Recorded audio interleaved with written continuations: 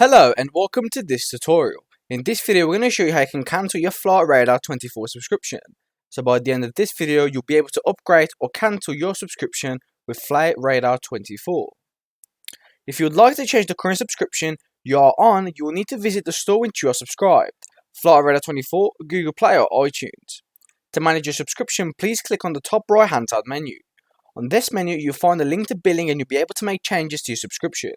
We'll also be able to download invoices for past payments this way. Please note that these subscriptions purchased via the apps for iOS and Android devices are managed separately. This means that if you'd like to modify or upgrade the subscription plan, you'll need to directly on the same platform used to purchase the subscription. For iTunes, log into your iTunes account by following these instructions: cancellation and change subscription. For Android, log into your Google Play account and follow the instructions from this link into the Google Play instructions. And these are two of the links.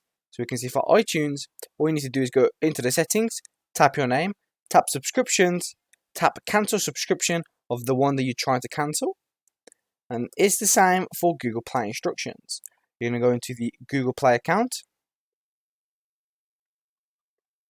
And you're going to press cancel a subscription. Once I cancel a subscription, it's going to give you a list of all the subscriptions you had underneath your Android.